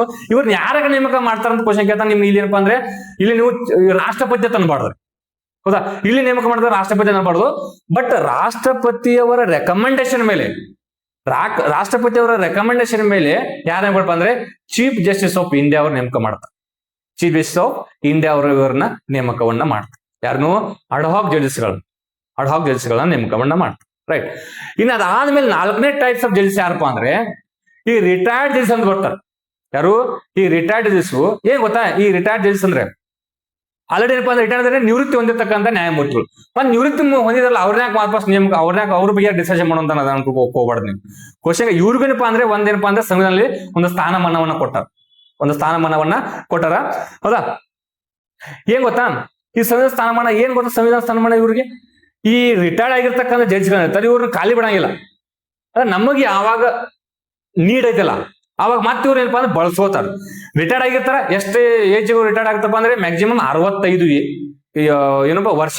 ಹೌದಾ, ಸುಪ್ರೀಂ ಕೋರ್ಟ್ ನ ಮ್ಯಾಕ್ಸಿಮಮ್ ಏಜ್ ಅಷ್ಟೇ 65. ಹೈಕೋರ್ಟ್ ಏನಪ್ಪಾ ಅಂದ್ರೆ 62. ನಿಮ್ಗೆಲ್ಲ ಗೊತ್ತಿರೋ ವಿಚಾರ. ಅವಾಗಿನ 65 ರಿಟೈರ್ಡ್ ಆಗ್ತಾರಲ್ಲ ಇವರು. ರಿಟೈರ್ಡ್ ಆದಾಗ ಮತ್ತೆ ಇವ್ರು ನಾವು ವಾಪಸ್ ಬಳಸ್ಕೋಬಹುದು. ಸಂವಿಧಾನದಲ್ಲಿ ಅದಕ್ಕೂ ಕೂಡ ಏನಪ್ಪಾ ಅಂದ್ರೆ ಪ್ರೊವಿಜನ್ಸ್ ಗಳದಾವ. ಎಷ್ಟನೇ ಆರ್ಟಿಕಲ್ ಮುಖಾಂತರ ಪ್ರೊವಿಜನ್ಸ್ ಅದಪ್ಪ ಅಂದ್ರೆ 128ನೇ ಆರ್ಟಿಕಲ್. ಕ್ವಶನ್ ಕೇಳ್ತಾ ನಿಮ್ಗೆ ಈ ರಿಟೈರ್ಡ್ ಜಡ್ಜಸ್ ಗಳನ್ನ ಎಷ್ಟನೇ ಆರ್ಟಿಕಲ್ ಮುಖಾಂತರ ವಾಪಸ್ ನಾವು ನೇಮಕ ಮಾಡ್ಕೊಳ್ಬಹುದು ತಾತ್ಕಾಲಿಕವಾಗಿ. ಪರ್ಮನೆಂಟ್ ಅಲ್ಲ, ತಾತ್ಕಾಲಿಕವಾಗಿ ನೇಮಕ ಯಾವಾಗ ಮಾಡ್ಕೋತಾರೆ, ಯಾರು ನೇಮಕ ಮಾಡ್ಕೊಡ್ತಾರೆ ಅಂತ ಕ್ವಶನ್ ಕೇಳ್ತಾರೆ. ಎಷ್ಟೇ ಆರ್ಟಿಕಲ್ ಮುಖಾಂತರ ನೇಮಕ ಮಾಡ್ಕೊತಾರೆ ಅಂತ ಕೇಳಬಹುದು. ಎಷ್ಟೇ 128ನೇ ಆರ್ಟಿಕಲ್ ಮುಖಾಂತರ ನೇಮಕವನ್ನ ಮಾಡ್ಕೋಬಹುದು. ಹೌದಾ, ಈಗ ಏನ್ ನೀವು ಕ್ವಶನ್ ಮತ್ತೆ ನಾನು ವಾಪಸ್ ಕೇಳ್ಬೋದಪ್ಪ ಅಂದ್ರೆ ಇವ್ರು ನೇಮಕ ಮಾಡೋರು ಯಾರು ಅಥವಾ ಯಾವ ಸಂದರ್ಭದಲ್ಲಿ ನೇಮಕ ಮಾಡ್ಕೊಳ್ತಾರ? ಈಗ ನೋಡ್ರಿ, ಇವ್ರು ನೇಮಕ ಮಾಡ್ಕೊಳ್ಳೋದು ಸೇಮ್ ಏನಪ್ಪಾ ಅಂದ್ರೆ ರಾಷ್ಟ್ರಪತಿ ಅಲ್ಲ, ರಾಷ್ಟ್ರಪತಿಯವರ ರೆಕಮೆಂಡೇಶನ್ ಮೇಲೆ ಚೀಫ್ ಜಸ್ಟಿಸ್ ಆಫ್ ಇಂಡಿಯಾ ನೇಮಕ ಮಾಡ್ಕೊತಾರೆ. ಅಂದ್ರೆ ಭಾರತದ ಮುಖ್ಯ ನ್ಯಾಯಮೂರ್ತಿಗಳು ಯಾರ ರೆಕಮೆಂಡೇಶನ್ ಮೇಲೆ ಮಾಡ್ಕೋತಾರಪ್ಪ ಅಂದ್ರೆ ರಾಷ್ಟ್ರಪತಿ ಅವರ ರೆಕಮೆಂಡೇಶನ್ ಮೇಲೆ ಚೀಫ್ ಜಸ್ಟಿಸ್ CJ ಅವರು ನೇಮಕವನ್ನ ಮಾಡ್ಕೋತಾರೆ. ಯಾರು? ಈ ರಿಟೈರ್ಡ್ ಜಡ್ಜಸ್. ಎಷ್ಟನೇ ಆರ್ಟಿಕಲ್ ಮುಖಾಂತರ? 128ನೇ ಆರ್ಟಿಕಲ್ ಮುಖಾಂತರ. 128ನೇ ಆರ್ಟಿಕಲ್ ಮುಖಾಂತರ. ರೈಟ್. ಇನ್ನ ಇವ್ರನ್ನ ಯಾವ ಸಂದರ್ಭದಲ್ಲಿ ನೇಮಕ ಮಾಡ್ಕೋತಾರೆ ಅದು ಇಂಪಾರ್ಟೆಂಟ್ ಅಲ್ಲ. ಹೌದಾ, ಯಾವಾಗ ನೇಮಕ ಮಾಡ್ಕೋತಾರಪ್ಪ ಅಂದ್ರೆ ಈಗ ಸುಪ್ರೀಂ ಕೋರ್ಟ್ ಅಲ್ಲಿ ಯಾವುದೋ ಒಂದು ಏನಪ್ಪಾ ಅಂದ್ರೆ ಟೇಕ್ ಬಾಬ್ರಿ ಮಸೀದಿ ಆಗಿರ್ಬೋದು. ಹೌದಾ, ನೆಕ್ಸ್ಟ್ ಏನಪ್ಪಾ ಅಂದ್ರೆ ಯಾವುದೇ ಒಂದು ಗಲಾಟೆ ಆಗಿರ್ಬೋದು, ಯಾವುದೋ ಒಂದು ಕೇಸ್ ಆಗಿರ್ತತಿ. ಅದಕ್ಕೆ ಸಂಬಂಧಪಟ್ಟಂಗ ಈ COVID-19 ಸಂದರ್ಭದಲ್ಲಿ ಆಗಿರ್ಬೋದು. ಹೌದಾ, ಮತ್ತೇನಪ್ಪಾ ಅಂದ್ರೆ ಯಾವುದೇ ಒಂದು ಸಂದರ್ಭದಲ್ಲಿ ಒಂದು ಪರ್ಟಿಕ್ಯುಲರ್ ಕೇಸ್ ಅನ್ನ ಅಧ್ಯಯನ ಮಾಡ್ಲಿಕ್ಕೆ ಕೆಲವೊಂದು ಸಮಿತಿಗಳನ್ನ ನೇಮಕ ಮಾಡ್ತಾರೆ. ಹೌದಾ, ಆ ಸಮಿತಿ ಅಧ್ಯಕ್ಷರಾಗಿ ಇವ್ರು ನೇಮಕ ಮಾಡ್ಕೊಳ್ಬಹುದು. ಒಂದು ಅದಾದ್ಮೇಲೆ ಏನಪ್ಪಾ ಅಂದ್ರೆ ಈಗ ಸುಪ್ರೀಂ ಕೋರ್ಟ್ ಅಲ್ಲಿ ನ್ಯಾಯವನ್ನ ಕೊಡುವ ಸಂದರ್ಭದಲ್ಲಿ ಅಂದ್ರೆ ಕೋರ್ಟ್ ಸೆಷನ್ ನಡಿಬೇಕಾದ್ರೆ ಅಲ್ಲಿ ನ್ಯಾಯಮೂರ್ತಿಗಳು ಕಡಿಮೆ ಬಿದ್ರಂದ್ರ ಆ ಟೈಮಲ್ಲಿ ಏನಪ್ಪಾ ಅಂದ್ರೆ ಇವ್ರಿಗೊಂದು ತಾತ್ಕಾಲಿಕ ಒಂದು ಕೇಸ್ ಅನ್ನ ಸ್ಟಡಿ ಮಾಡಿ ಅದಕ್ಕೆ ತೀರ್ಪು ಕೊಡೋಕೆ ಅವಕಾಶಗಳನ್ನು ಕೊಡಬಹುದು. ಹೌದಾ, ಅಂದ್ರೆ ಕೇಸ್ಗಳು ಜಾಸ್ತಿ ಆದಾಗ, ಹೌದಾ, ಪೆಟಿಷನ್ ಫೈಲ್ಸ್ ಗಳು ಜಾಸ್ತಿ ಬಂದಾಗ ಅವುಗಳನ್ನ ಇತ್ಯರ್ಥ ಮಾಡ್ಲಿಕ್ಕೆ ಸಂಖ್ಯೆ ಕಡಿಮೆ ಆದಾಗ, ನ್ಯಾಯಮೂರ್ತಿಗಳ ಸಂಖ್ಯೆ ಈ ಟೈಪ್ 37 ಜನ ಅದರಪ್ಪ, ಈ 37 ಜನ ಕಡಿಮೆ ಬಿದ್ರು. ಅವಾಗ ಏನ್ ಮಾಡ್ತಾರಪ್ಪ ಅಂದ್ರೆ ಈ ರಿಟೈರ್ಡ್ ಜಡ್ಜ್ ಗಳನ್ನ ಬಳಸ್ಕೊತಾರೆ. ಎಷ್ಟನೇ ಆರ್ಟಿಕಲ್ ಮುಖಾಂತರ? 128ನೇ ಆರ್ಟಿಕಲ್ ಮುಖಾಂತರ ಅವ್ರನ್ನ ನೇಮಕ ಮಾಡ್ಕೊಳ್ಳೋ ಕ್ವಶನ್ ಕೇಳ್ತಾರೆ ನಾಳೆ ಎಕ್ಸಾಮ್. ಯಾರಪ್ಪ ಅಂದ್ರೆ ರಾಷ್ಟ್ರಪತಿಯವರ ರೆಕಮೆಂಡೇಶನ್ ಮೇಲೆ CJ ಅವರು ನೇಮಕ ಮಾಡ್ತಾರೆ. ಬಟ್ ಇವ್ರು ಪರ್ಮನೆಂಟ್ ಇರ್ತಾರ ಕೇಳ್ತಾರ ಮತ್ತೆ. ಹೌದಾ, ಇವ್ರು ಪರ್ಮನೆಂಟ್ ಇರಂಗಿಲ್ಲ. ಆ ಒಂದು ಕೇಸ್ ಕಂಪ್ಲೀಟ್ ಆದ್ಮೇಲೆ ಅವ್ರ ಮಾತೇನಪ್ಪಾ ಅಂದ್ರೆ ಅವ್ರದ್ದು ಕೆಲಸ ಮುಗೀತು. ಹೌದಾ, ಈ ತರ ಏನಪ್ಪಾ ಅಂದ್ರೆ ಜಡ್ಜಸ್ ಗಳನ್ನ ನೇಮಕ ಮಾಡ್ಕೋತಾರೆ. ಕ್ವಶನ್ ಕೇಳ್ತಾನ ಈ ಜಡ್ಜಸ್ ಏನಪ್ಪಾ ಅಂದ್ರೆ ಪ್ರಸ್ತುತ ನ್ಯೂಸ್ ಅಲ್ಲಿ ಇದಾರಲ್ಲ, ಇವ್ ಟೈಪ್ಸ್ ಆಫ್ ಜಡ್ಜಸ್ ಗಳನ್ನ ಯಾವ ರೀತಿ ಟೇಕ್ ಒಳ್ಳೆ ಪರ್ಮನೆಂಟ್ ಜಡ್ಜಸ್, ಅದಾದ್ಮೇಲೆ ಆಕ್ಟಿಂಗ್ ಜಡ್ಜ್ ಗಳು ಬರ್ತಾರ, ಅಡ್ಹಾಕ್ ಜಡ್ಜ್ ಗಳು ಬರ್ತಾರ. ನೆಕ್ಸ್ಟ್ ಅದಾದ್ಮೇಲೆ ಯಾವಪ್ಪ ಅಂದ್ರೆ ರಿಟೈರ್ಡ್ ಜಡ್ಜಸ್ ಅಂತ ಬರ್ತಾರ. ಇವ್ರನ್ನ ನೇಮಕ ಮಾಡೋರು ಯಾರು? ಪರ್ಮನೆಂಟ್ ಜಡ್ಜಸ್ ಗಳನ್ನ ನೇಮಕ ಮಾಡೋರು ಯಾರು? ರಾಷ್ಟ್ರಪತಿಗಳು ನೇಮಕ ಮಾಡ್ತಾರ. ಅವ್ರ ಸಂಖ್ಯೆನ ಹೆಚ್ಚು ಮಾಡೋರು ಯಾರು? ಸಂಸತ್ ಮಾಡ್ತದ. ಏನಪ್ಪಾ ಅಂದ್ರೆ ಆಕ್ಟಿಂಗ್ ಜಡ್ಜ್, ಹಂಗಾಮಿ ನ್ಯಾಯಮೂರ್ತಿಗಳು ನೇಮಕ ಮಾಡೋರು ಯಾರು? ರಾಷ್ಟ್ರಪತಿಗಳ ನೇಮಕ ಮಾಡ್ತಾರ. ಎಷ್ಟನೇ ಆರ್ಟಿಕಲ್ ಮುಖಾಂತರ ಮಾಡ್ತಾರ? 126ನೇ ಆರ್ಟಿಕಲ್ ಮುಖಾಂತರ ಮಾಡ್ತಾರ. ಹೌದಾ? ಪರ್ಮನೆಂಟ್ ಜಡ್ಜ್ ಎಷ್ಟನೇ ಆರ್ಟಿಕಲ್ ಮುಖಾಂತರ ಮಾಡ್ತಾರ? 124ನೇ ಆರ್ಟಿಕಲ್ ಮುಖಾಂತರ ಮಾಡ್ತಾರ. ಹೌದಾ? ಈ ಆಕ್ಟಿಂಗ್ ಜಡ್ಜ್ ಅಂದ್ರೆ ಹಂಗಾಮಿ ನ್ಯಾಯಮೂರ್ತಿಗಳು ನೇಮಕ ಮಾಡೋರು ಯಾರು? ರಾಷ್ಟ್ರಪತಿಗಳು ಮಾಡ್ತಾರ. ಅವ್ರ ಯಾವ ಸಂದರ್ಭದಲ್ಲಿ ಮಾಡ್ತಾರ ಅಂದ್ರೆ ಈಗಿರ್ತಕ್ಕಂಥ ಆಲ್ರೆಡಿ ಇರ್ತಕ್ಕಂಥ ಹುದ್ದೆ ಖಾಲಿ ಆದಾಗ ಹಂಗಾಮಿಯಾಗಿ ಆ ಒಂದು ಹುದ್ದೆನ ಮುಂದುವರ್ಸಾಕ ಹಂಗಾಮಿ ತಾತ್ಕಾಲಿಕವಾಗಿ ನೇಮಕವನ್ನ ಮಾಡ್ತಾರ. ಅದಾದ್ಮೇಲೆ ಅಡ್ಹಾಕ್ ಜಡ್ಜ್ ಅಂತ ಬರ್ತೈತಿ. ಅಡ್ಹಾಕ್ ಜಡ್ಜ್ ಎಷ್ಟನೇ ಆರ್ಟಿಕಲ್ ಮುಖಾಂತರ ನೇಮಕ ಮಾಡ್ತಾ ಕ್ವಶನ್ ಕೇಳ್ತಾನ? 127ನೇ ಆರ್ಟಿಕಲ್ ಮುಖಾಂತರ. ಹೌದಾ? ಅದನ್ನ ನೇಮಕ ಮಾಡೋರು ಯಾರ ಕೇಳ್ತಾರ? ಕನ್ಫ್ಯೂಷನ್ ಮಾಡ್ತಾರ. ಫಸ್ಟ್ ಆಪ್ಷನ್ ರಾಷ್ಟ್ರಪತಿ ಕೊಡ್ತಾನೆ. ಹೌದಾ? ಅದು ತಪ್ಪು. ಅವರ ನೇಮಕ ಮಾಡೋರು ಯಾರಪ್ಪ ಅಂದ್ರೆ ಈ ರಾಷ್ಟ್ರಪತಿಯವರ ರೆಕಮೆಂಡೇಶನ್ ಮೇಲೆ ಸಿಜೆ ಮಾಡ್ತಾನೆ. ಅಡ್ಹಾಕ್ ಜಡ್ಜ್ ಗಳನ್ನ ಯಾವ ಸಂದರ್ಭದಲ್ಲಿ ನೇಮಕ ಮಾಡ್ತಾನ? ಹೌದಾ? ಕೋರ್ಟ್ ಸೆಷನ್ ನಡೆಯುವಾಗ ಅಲ್ಲಿರ್ತಕ್ಕಂಥ ಕೋರಂ ಅನ್ನ ಫುಲ್ಫಿಲ್ ಮಾಡ್ಲಿಕ್ಕೆ ಇವರನ್ನ ನೇಮಕ ಮಾಡ್ತಾರ. ಸಿಜೆ ಅವರು ನೇಮಕ ಮಾಡ್ತಾರೆ. ಎಷ್ಟನೇ ಆರ್ಟಿಕಲ್? 127ನೇ ಆರ್ಟಿಕಲ್. ಅದಾದ್ಮೇಲೆ ರಿಟೈರ್ಡ್ ಜಡ್ಜ್, ನಿವೃತ್ತಿ ಹೊಂದಿರತಕ್ಕಂಥ ನ್ಯಾಯಮೂರ್ತಿಗಳನ್ನ ವಾಪಸ್ ನೇಮಕ ಮಾಡ್ಕೊಳ್ಬಹುದು ಸಂವಿಧಾನದಲ್ಲಿ ಕೊಟ್ಟದಾರ. ಎಷ್ಟನೇ ಆರ್ಟಿಕಲ್ ಮುಖಾಂತರ ಅಂದ್ರೆ 128ನೇ ಆರ್ಟಿಕಲ್ ಮುಖಾಂತರ. ಇವರ ನೇಮಕ ಮಾಡೋರು ಯಾರಪ್ಪ ಅಂದ್ರೆ ಸಿಜೆ ನೇಮಕ ಮಾಡ್ಕೊಳ್ತಾರ. ಯಾರ ರೆಕಮೆಂಡೇಶನ್ ಮೇಲೆ ಅಂದ್ರೆ ಅದು ಯಾರು? ರಾಷ್ಟ್ರಪತಿಯವರ ರೆಕಮೆಂಡೇಶನ್ ಮೇಲೆ ಮಾಡ್ಕೊಳ್ತಾರ. ಹೌದಾ? ಇವರು ನಿವೃತ್ತಿ ಹೊಂದಿರತಕ್ಕಂಥ ನ್ಯಾಯಮೂರ್ತಿ ಕೆಲಸ ಏನಪ್ಪಾ ಅಂದ್ರೆ ತಾತ್ಕಾಲಿಕವಾಗಿ ನೇಮಕ ಮಾಡ್ಕೋತಾರ. ಯಾವ್ದಾದ್ರು ಹೊಸದಾಗಿ ಇರ್ತಕ್ಕಂಥ ಒಂದು ಕೇಸದ ಬಗ್ಗೆ, ಪರ್ಟಿಕ್ಯುಲರ್ ಕೇಸ್ ಬಗ್ಗೆ ಅಧ್ಯಯನ ಮಾಡ್ಲಿಕ್ಕೆ ಮತ್ತು ಅದಕ್ಕೆ ಸಂಬಂಧಪಟ್ಟ ತೀರ್ಪನ್ನ ಕೊಡ್ಲಿಕ್ಕೆ ಇವರನ್ನ ನೇಮಕ ಮಾಡ್ಕೊಳ್ತಾರ. ಅನ್ನೋದು ನಿಮಗೇನಪ್ಪಾ ಅಂದ್ರೆ ಗೊತ್ತಿರ್ಬೇಕು, ನಿಮಗ ಗೊತ್ತಿರ್ಬೇಕು. ಈ ತರ ಏನಪ್ಪಾ ಅಂದ್ರೆ ಯಾವ್ದಾದ್ರು ಒಂದು ಕ್ವಶನ್ಸ್ ಬಂದಾಗ, ಕರೆಂಟ್ ಅಫೇರ್ಸ್ ರಿಲೇಟೆಡ್ ಬಂದಾಗ ಅದು ಎಂಟೈರ್ ಏನಪ್ಪಾ ಅಂದ್ರೆ ಅದಕ್ಕೆ ಸಂಬಂಧಪಟ್ಟಂಗೆ ಎಲ್ಲವೂ ನಿಮ್ಗೆ ಏನಪ್ಪಾ ಅಂದ್ರೆ ಓದಿಟ್ಕೊಳ್ಬೇಕು. ಹೌದಾ? ಪದೇ ಪದೇ ಕ್ವಶನ್. ಹೌದಾ? ನಿಮ್ಗೆ ಮತ್ತೆ ಕ್ವಶನ್ ಕೇಳ್ತಾನ. Already RSI question review petition ಅಂತ ಬರ್ತೈತಿ. ರಿವ್ಯೂ ಪಿಟಿಷನ್ ಎಷ್ಟನೇ ಆರ್ಟಿಕಲ್ ಮುಖಾಂತರ ಕ್ವಶನ್ ಕೇಳ್ತಾನ? 137ನೇ ಆರ್ಟಿಕಲ್ ಮುಖಾಂತರ. ಅದನ್ನ ಮಾಡೋರಪ್ಪ ಅಂದ್ರೆ ಸುಪ್ರೀಂ ಕೋರ್ಟ್ ಅಲ್ಲಿ ಮಾಡಬಹುದು. ರಿವ್ಯೂ ಪಿಟಿಷನ್ ಅಂದ್ರೆ ಏನ್ರಿ? ನಮ್ಗೆ ತೀರ್ಪು ಕೊಟ್ಟಿರ್ತಕ್ಕಂಥ ತೀರ್ಪು ನಮ್ಗೆ ಅದು ಇಷ್ಟ ಆಗಿದ್ದಿಲ್ಲ ಅಂದ್ರೆ ವಾಪಸ್ ಮತ್ತೊಮ್ಮೆ ಅದನ್ನ ನಾವು ಅಪೀಲ್ ಹೋಗ್ಬೋದು. ಅದಕ್ಕೆ ರಿವ್ಯೂ ಪಿಟಿಷನ್ ಅಂತ ಕೂಡ ಕರೀತಾರ. ಹೌದಾ? ರಿವ್ಯೂ ಪಿಟಿಷನ್ ಅಂತ ಕೂಡ ಕರೀತಾರೆ. ಎಷ್ಟನೇ ಆರ್ಟಿಕಲ್ ಅದು? 137ನೇದು ಆರ್ಟಿಕಲ್. ಎಷ್ಟು ದಿನದೊಳಗಡೆ ಹೋಗ್ಬೋದಪ್ಪ ಅಂದ್ರೆ 30 ದಿನಗಳಲ್ಲಿ ಹೋಗ್ಬೋದು. ಹೌದಾ? ಮ್ಯಾಕ್ಸಿಮಮ್ 30 ದಿನಗಳಲ್ಲಿ ನೀವು ರಿವ್ಯೂ ಪಿಟಿಷನ್ಸ್ ಅನ್ನ ಹಾಕ್ಬೇಕು. ಇದು RSI ಕ್ವಶನ್ಸ್ ಅನ್ನ ಕ್ವಶನ್ ಕೇಳಿದ್ದ. ಹೌದಾ? ಕ್ವಶನ್ ಕೇಳಿದ್ದ. ಸೊ ಹೀಗೆ ಯಾವುದೇ ಒಂದು ಕ್ವಶನ್ಸ್ ಅನ್ನ ಯಾವ್ದೋ ಒಂದು ರಿಲೇಟೆಡ್ ಕರೆಂಟ್ ಅಫೇರ್ಸ್ ಬಂದಾಗ ಅದಕ್ಕೆ ಎಂಟೈರ್ ಏನಪ್ಪಾ ಅಂದ್ರೆ ನಿಮ್ಗೆ ಮ್ಯಾಕ್ಸಿಮಮ್, ಹೌದಾ, ಎಲ್ಲ ಒಂದು 100% ಆಗಂಗಿಲ್ಲ, ಅದು ಮ್ಯಾಕ್ಸಿಮಮ್ ಏನಪ್ಪಾ ಅಂದ್ರೆ 360 ಡಿಗ್ರಿ ಅಂಗಡಿಯಲ್ಲಿ ಓದಿ ನೀವು ಇಟ್ಕೊಂಡ್ರೆ ನಿಮಗೇನಪ್ಪಾ ಅಂದ್ರೆ ಎಕ್ಸಾಮ್ಗೆ ಹೆಲ್ಪ್. ಆಮೇಲೆ ಕ್ವಶನ್ ಯಾವ್ದೇ ತರ ಕ್ವಶನ್ ಕೇಳಿದ್ರು ನೀವು ಟ್ಯಾಕಲ್ ಮಾಡಬಹುದು. ಹೌದಾ? ಮಾಡಬಹುದು. ಇಷ್ಟೇನಪ್ಪಾ ಅಂದ್ರೆ ಇದು ಸುಪ್ರೀಂ ಕೋರ್ಟ್ ಸಂಬಂಧಪಟ್ಟಂಗ ನಿಮಗೆ ರಿವ್ಯೂ ರಿಟ್ಸ್ ಹಾಕುವಂತ ಅಧಿಕಾರ ಬರ್ತೈತಿ. ಹೌದಾ? ಜುಡಿಷಿಯಲ್ ಆಕ್ಟಿವಿಸಮ್ ಅಂತ ಬರ್ತೈತಿ. ಜುಡಿಷಿಯಲ್ ರಿವ್ಯೂ ಅಂತ ಬರ್ತೈತಿ. ಹೌದಾ? Judicial review. ಹೌದಾ? ಇದನ್ನ ಯಾವ ದೇಶದಿಂದ ಎರವಲು ಮಾಡ್ಕೊಂಡ್ USA ದೇಶದಿಂದ ಎರವಲು ಮಾಡ್ಕೊಂಡಿವಿ.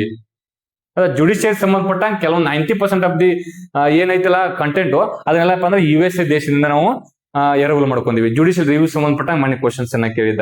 ಸೊ ಹೀಗೆ ನಿಮ್ಗೇನಪ್ಪಾ ಅಂದ್ರೆ ಸುಪ್ರೀಂ ಕೋರ್ಟಿಗೆ ಸಂಬಂಧಪಟ್ಟಂಗ ಇನ್ನು ಬಹಳ ಅದ.